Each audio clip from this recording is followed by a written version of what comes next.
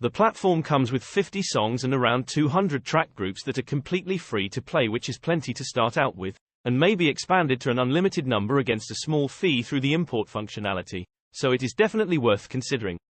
The imported files should be in MIDI format with the extension .mid, and such files can be found from a lot of internet sites, or maybe you even already have some of these files. Some of the downloadable files from the web are free and some can be purchased. The nature of the free files may vary, and usually the purchased files are of greater quality. Stages, however, cannot guarantee that everything sounds great or works perfectly on the platform, but most files do, so just test out with what you've got. You can also visit the online store on Stage's webpage to see if there is anything of interest to be downloaded and played on the platform. Save the downloaded MIDI files to the hard drive of the computer, which has the Stage's platform installed. To play the files, open the platform, and next to the play button there is a button called MIDI Editor. Press this followed by pressing Import MIDI, which will open the hard disk on your computer. Select the file you would like to download, and press Load. Press Edit MIDI followed by the file name you just downloaded, which will open the track group menu in the MIDI editor. Now you can assign any track or tracks that are part of the song to different track groups.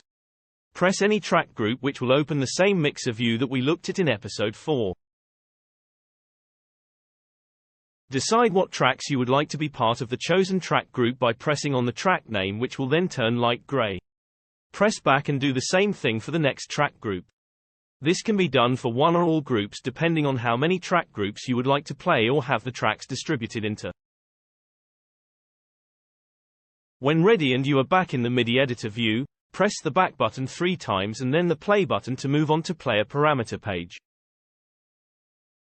Choose the player parameters for single or multi-play and press Next. These have been explained in tutorials 2 and 3. In case this is the first video that you watch, you will find your imported songs under the Custom button on the Select Song sheet.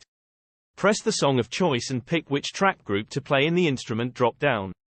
In case you have used the MIDI editor to build simply one track group, then only that will be visible in the Select Instrument drop-down. Please notice that songs having less track groups than chosen players in multiplay will not come up on the list of available songs which was referred to in episode 3. This can, however, easily be fixed by assigning more track groups to a song. So if you would like to make changes to the track grouping, press the MIDI editor followed by Edit MIDI and choose a song to move on to the track groups and tracks. Select a track group and make the chosen changes. The light gray instruments are part of the track group where you are at and can be edited there, and dark gray instrument boxes are part of some other track group which will be edited in that specific track group.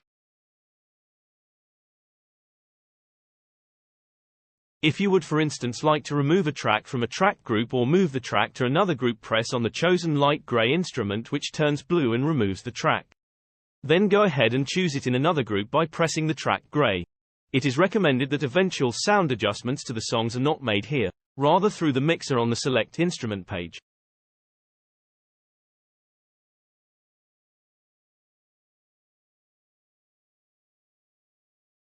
To delete an imported song from the platform, press on the button Delete MIDI, choose the track you'd like to be removed and press Accept.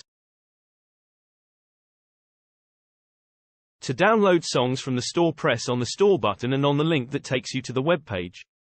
Download song of choice to your hard disk and then import them to the platform.